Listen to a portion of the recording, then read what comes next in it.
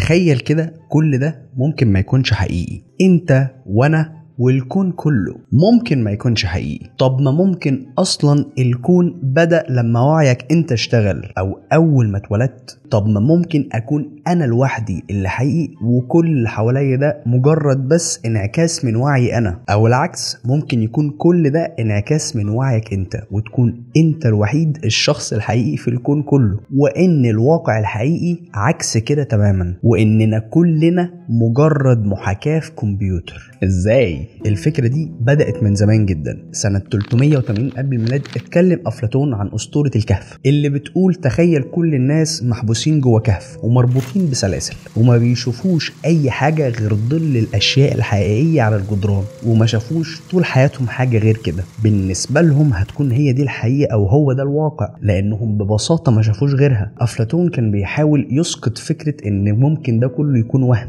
فكرة إن الواقع كله محتمل يكون وهم. عالم الفيزياء الأمريكي سيلفستر جيست كان بيبحث في معادلات فيزياء الجسيمات، وخصوصا في حاجة اسمها نظرية الأوتار السترينج ثيوري. السترينج ثيوري ببساطة بتقول إن كل حاجة موجودة حوالينا مجرد اهتزازات لخيوط رفيعة جدا اسمها الأوتار، وده نبقى نتكلم عنه بعدين. المهم، أثناء شغله في المعادلات دي اكتشف حاجة غريبة جدا. اكتشف إن المعادلات اللي بتوصف الكون فيها أكواد تصحيح الأخطاء. طب يعني إيه أكواد تصحيح أخطاء؟ يعني أنت مثلا لو بعت رسالة على الواتساب ممكن يحصل تشويش أو خطأ في الإرسال، فالموبايل بيستخدم أكواد تصحيح الأخطاء دي علشان يضمن إن الرسالة هتوصل بشكل صحيح. اللي جيتس اكتشف إن المعادلات دي فيها نفس الأكواد بتاعة تصحيح الأخطاء دي، ودي المعادلات اللي بتوصف جسيمات الكون كله. وده دليل على إن الكون كله ممكن يكون معمول بنظام رقمي زي ما الكمبيوتر بيستخدم الأكواد دي علشان يشتغل. ولو الكون بيستخدم فعلا الأكواد دي علشان يشتغل ممكن يكون في مبرمج او صانع هو اللي عمله، واننا ممكن نكون محاكاة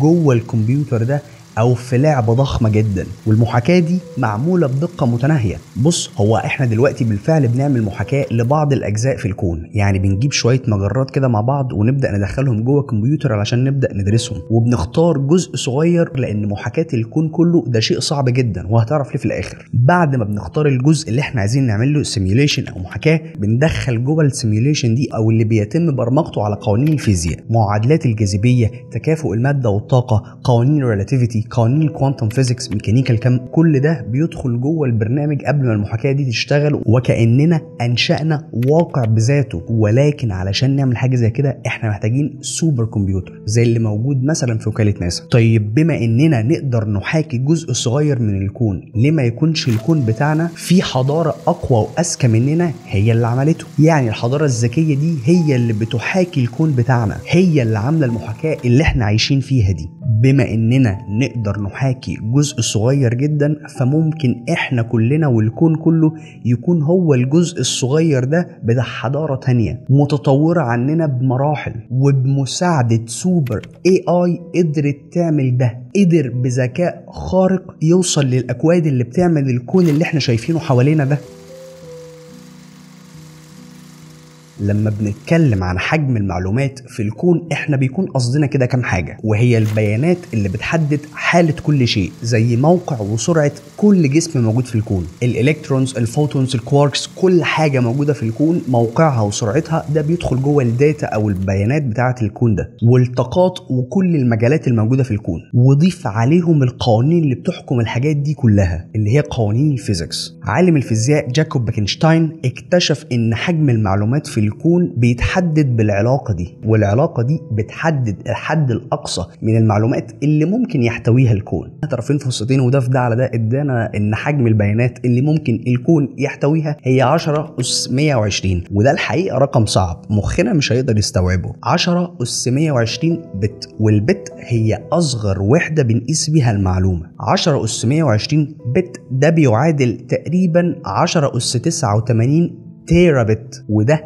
كمان رقم خرافي. يعني حجم المعلومات في الكون مش لا نهائي، محدود، ليه ليميت. يعني انت لو عندك هارد ديسك بنفس السعه دي اللي هي 10 اس 89 تيرا بت، وده موضوع انساه طلعه من دماغك خالص، مثلا انت يكون عندك هارد بنفس السعه دي تقدر تخزن الكون كله بكل معلوماته بكل تاريخه جوه الهارد ده وتعمل له سيميوليشن او محاكاه. وده معناه ان الكون شغال بنظام رقمي زيه زي الكمبيوتر نقدر نبرمجه، او كاننا جوه لعبه ضخمه كل واحد فينا هو بطل قصته. في لعبه اسمها نومان سكاي، اللعبه دي انت فيها بتكتشف العدد ده من الكواكب. انا لعبتها وبدات ادخل كده الكواكب واكتشفها. اللعبه حرفيا ما بتخلصش، انت كل مره بتنزل كوكب جديد بظروف جديده بقوانين جديده وبتقعد تكتشف كده حاجات غريبه. واللعبه بصراحه ممتعه فشخ. انت متخيل ان في جيم فيها العدد ده من الكواكب؟ يعني موضوع ان انت تعمل محاكاه للكون ده موضوع مش صعب، هو بس الموضوع محتاج ظروف كده تتجمع مع بعض نقدر وقتها بكل سهوله نقول نقدر نعمل محاكاه للكون. ايوه بس دي اللعبه، ايه علاقه اللعبه بالكون بتاعنا؟ انت هتجيب لعبه للكون بتاعنا؟ مش ممكن يا صديقي في المستقبل الالعاب يدخل فيها AI وتبدا الشخصيات دي يكون عندها وعي وعارفه انها جوه اللعبه دي وعارفه انها جوه عالم ليه قوانين معينه بعادات معينه بتقاليد معينه؟ صدقني الموضوع شبه اللي احنا عايشين فيه ده فشخ. طيب خليني اقول لك ان البيكسل اللي هو وحده بناء الصوره بيكون دايما شايل معلومتين: مكان البيكسل فين ولون البيكسل ايه. يعني مكانه ولونه دايما بيكون دول المعلومتين اللي البيكسل ده شايلهم، والصوره او الفيديو بيكون بس مجرد اعاده ترتيب للالوان دي بحيث يديك وهم الفيديو. ايوه ده برضو بيكسل اللي جوه الجيمز اللي جوه الالعاب. ايه علاقه ده بالكون بتاعنا؟ انت كمان عندك ليميتس، عندك حدود، عندك اصغر وحدات بناء لكل حاجه تقريبا. زي ما اللعبه ليها حدود كمان الكون بتاعنا ليه حدود. اصغر بيكسل او اصغر مسافه نقدر نقيسها هو طول بلانك، ودي بتساوي 1.6 في 10 أس سالب 35. يا صديقي دي اصغر مسافه بين نقطتين، ما ينفعش تجيب حتى نصها، ما ينفعش تجزأها، ده اصغر حاجه. اصغر من كده مش موجود، هو ده اليونت، هي دي الوحده، ما فيش اصغر من كده. وفي كمان اصغر وقت او اصغر فتره زمنيه اللي بنسميها زمن بلانك، ودي بتساوي 5.3 في 10 أس سالب 44 من الثانيه. ده اصغر وقت، ما فيش حاجه اصغر منه. يعني عندنا اصغر حته مسافه واصغر حته وقت، ما فيش حاجه اصغر من كده. اصغر من كده قوانين الفيزياء ما بتشتغلش. يعني انت عندك حدود اهو زي البيكسل في الالعاب، وكمان حدود سرعه الضوء. يا صديقي اصلا الوصول لسرعه الضوء ده امر مستحيل، ما ينفعش حد يقرب حتى لسرعه الضوء. في ليميت للسرعات، واللي هو سرعه الضوء. مفيش حاجه اسرع من الضوء، هو السرعه المطلقه. كأن الكون عنده حد برمجه يمنع تخطي سرعه الضوء لسبب ما. والمفاجاه كمان ان الكون بتاعنا بيتوسع بسرعه اكبر من سرعه الضوء، وكأن احنا ممنوعين نشوف ايه بره الكون. طيب خليني اقول لك حاجه كمان: ظواهر ميكانيكا الكم الغريبة. اتكلمنا قبل كده على الدبل سليت اكسبيرمنت او تجربة الشق المزدوج، وعرفنا ان الجسيم او البارتيكل او الالكترون او الفوتون او ايا كان الجسيم اللي بنعمل بيه التجربة بيكون دايما في حالة السوبر بوزيشن. السوبر بوزيشن دي بيكون فيها الجسيم موجود في شكل ويف، بيكون موجود في شكل موجة، بيكون ليه كل الاحتمالات اللي ممكن يظهر عليها في نفس الوقت. وبتحصل حاجة اسمها الابزرفر افكت، بمعنى ان انت لما بتقيس او بتراقب او بتشاهد ده بيخلي البارتيكل او الجسيم ده يظهر في حالة واحدة بس، اللي هو بيشكل في النهاية الواقع بتاعك. لما نقيس ده على السكيل الكبير، يعني مثلا واحد صاحبك انت دلوقتي مش شايفه، صاحبك ده محتمل يكون موجود في كل الحالات اللي ممكن يظهر فيها. بمجرد ما تقابله هو بيظهر لك في حالة واحدة بس، اللي هو اهلا ازيك عامل ايه، خلاص هو ده الواقع. وكمان عالم الكوانتم فيزيكس شرودنجر عمل تجربة قطة شرودنجر، واتكلمنا باستفاضة كمان عن قطة شرودنجر، وعرفنا ان القطة طالما هي جوه البوكس هي هتفضل عايشة وميتة تقريبا في نفس الوقت. وبمجرد ما بنفتح نقيس او نشوف القطة دي عامله ازاي، الواقع بيختار حاله واحده بس، وهي يا اما عايشه يا اما ميته. ولو شفتها عايشه في الكون ده فمحتمل تكون ماتت في كون تاني. ندخل بقى السيميوليشن مع المالتيفيرس هنعمل احلى ميكس. فكره ان الجسيمات بتكون موجوده في كل حالاتها في نفس الوقت دي نفس فكره الريندر بتاع الجيمز. بمعنى تخيل مثلا لعبه، تخيل انت بتلعب جيم معين، بتلعب مثلا جاد اوف وور عشان انا بصراحه بحبها، وانت موجود في حته معينه في الجيم، الكمبيوتر بيبدا يرندر الجزء المحيط بيك بكل بكل ظروفه بكل قوانينه. باقي اللعبة دلوقتي مش موجودة، يعني مثلا بداية اللعبة دلوقتي منتهية، ومستقبل اللعبة البعيد برضو كمان منتهي. بيكون موجود حواليك بس الجزء اللي انت قايسه، سواء كان شايفه او قايسه باي اداة، سمعه بقى او شمه او ايا كان. طالما في قياس بطريقة ما الواقع بيتشكل، طالما ما فيش قياس الجزء ده مش موجود، بيبدأ يرندر. تخيل بقى صاحبك ده بيبدأ يرندر، واول انت ما بتشوفه خلاص بيبدأ صاحبك عادي، ازيك عامل ايه والدنيا زي الفل. انت وانت جوه بيتك انت مش شايف الشارع عامل ازاي، بمجرد ما تخرج من البيت بيبدأ الشارع يتشكل او يرندر او يظهر لك ايا كان شفته عامل ازاي. نفس فكرة الجيم، الكمبيوتر بيرندر الجزء اللي انت موجود فيه، لكن طول ما انت لسه جوه البيت فالشارع موجود في كل احتمالاته في نفس الوقت. القياس بقى او الرصد هو اختار حالة واحدة، ودي اللي بتمثل الواقع او الحياة البديهية والمنطقيه بالنسبه لك، اللي هو صباح الفل في جاذبيه وفي الشارع بشكله اللي انت عارفه وفي جارك وكل حاجه موجوده، وكأن بيانات الكون كله في ماتريكس كبيره قوي، وبتختار مين وايه يظهر امتى وفين. يا اسطى وحياه ربنا الموضوع ده كبير، فكر كده فيه وهتلاقيه غريب.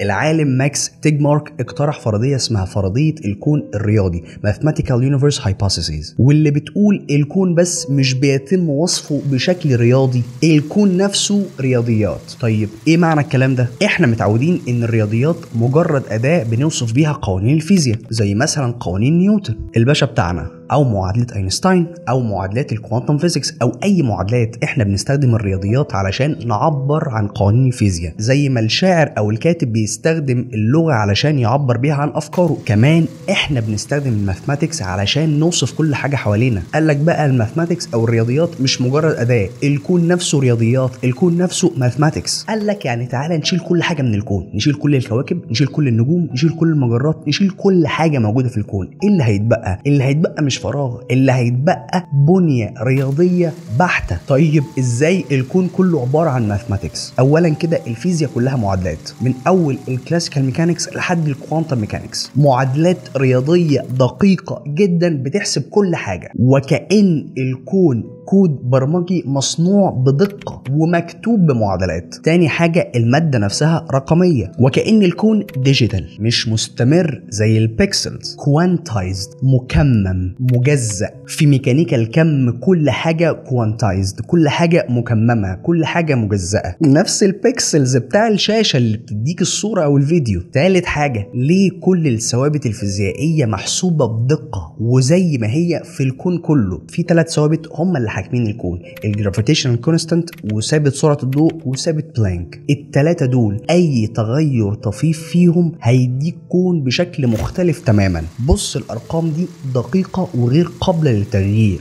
بص سواء الكون رياضي او مبرمج فاحنا عايشين في بنية رياضية بحتة. بص اللي فات ده كله حاجة واللي جاي ده حاجة. خليني اقولك ان تطور التكنولوجيا حوالينا بيدعم فكرة السيميوليشن، العوالم الافتراضية، الفيرتشوال رياليتي. شوفنا تطور رهيب في الجرافيكس بتاع الجيمز، من اول لعبة ماريو القديمة لحد حاجة زي اساسنز كريد شادوز او ريد ديد ريدمشن 2. الحاجات دي فيها كمية جرافيكس حرفيا انت لو بتتفرج كأنك مش بتشوف جيم، انت كأنك بتشوف فيلم. الموضوع واقعي بشكل غبي. لو التطور ده استمر هنقدر نصنع عالم رقمي مش هنقدر ابدا نفرقه عن الواقع. طيب لو احنا فعلا عايشين جوه محاكاة زي ما قلت لك من شوية، ممكن تكون حضارة متطورة جدا قدرت بذكاء خارق تعمل الكون بتاعنا، او AI ذكاء صناعي خارق سوبر AI، ولكن هو نفسه بوعيه قدر يعمل السيميوليشن دي. يعني الحضارة دي صنعته ولكن أصبح واعي وقرر يصنع السيميوليشن الخاصة بيه علشان يحاكي أو يفهم نشأة الوعي. أو إحنا نفسنا المشرفين على السيميوليشن دي ولكن مش فاكرين. ممكن نكون إحنا نفسنا اللاعبين الأساسيين في اللعبة دي، ولكن قبل دخولنا للسيميوليشن دي قررنا ننسى كل حاجة علشان نعيش التجربة كاملة. وده بيفسر ليه بعض الناس عندهم الديجافو، لما تشوف مثلا موقف تحس ان هو اتكرر معاك او حصل بنفس تفاصيله، او تدخل مكان تحس انك المكان ده انت دخلته بطريقة ما او انت عارفه، او ان في موقف يبدو بالنسبة لك مألوف لدرجة انه اتكرر بكل تفاصيله مرة تانية. ممكن ده بقى يكون جليتش في المحاكاة، غلطة مش مقصودة، وان اللاعب الحقيقي هو اللي بره المحاكاة دي خالص. لو احنا فعلا عايشين جوه محاكاة فسؤال مين اللي مشغلها او مين المشرف عليها؟ مش بس ده السؤال الوحيد، ده في اسئله كتيره جدا. هل احنا مجرد تجربه؟ هل الكون جيم؟ هل الكون لعبه؟ وهل في طريقه نخرج بيها بره الجيم دي او بره الكود ده او بره السيميوليشن دي؟ وان الموت مش النهايه، الموت هو مجرد الخروج من الجيم دي او من السيميوليشن دي. صدقني الموضوع معقد ويستحق فعلا التفكير. كمان ممكن يكون البشر بنفسهم في المستقبل هم المشرفين على المحاكاه دي علشان يشوفوا الماضي بتاعهم. يعني احنا وصلنا لمرحله تطور جامده جدا، وده اللي احنا بنشوفه دلوقتي في العالم بتاعنا. الاي اي وصل لمراحل حرفيا مرعبه، وكمان كروت الجيمز الجرافيك كاردز الحاجات دي وصلت دلوقتي لتطورات مرعبه. كمان فكره الكوانتم كمبيوتر اللي حرفيا الدول دلوقتي بتحارب بعضها حرفيا وبتموت نفسها علشان توصل لاول كوانتم كمبيوتر. خليني اقول لك ان في مثلث كده مع بعضه لو بقى قوي كفايه هنقدر نعمل سيميوليشن لنفسنا في المستقبل. سوبر اي اي، تاني حاجه كارت جرافيك عالي جدا وده كمان بنشوفه دلوقتي، وكوانتم كمبيوتر. كوانتم كمبيوتر بمعنى انه يكون كمبيوتر سوبر حرفيا، وده اللي مايكروسوفت اعلنت عنه من كام شهر كده. صدقني الثلاث اضلع دول بمجرد ما يكونوا مثلث ويبدا يكون قوي كفايه هنبدا وقتها نعمل سيميوليشن. فوارد جدا احنا في المستقبل اللي عملنا سيميوليشن لنفسنا علشان ندرس الماضي بتاعنا. 1000 احتمال، 1000 اجابه، ومش هنوصل لولا واحده فيها. فانت فكر وقول لي رايك ايه، وبس كده. سلام.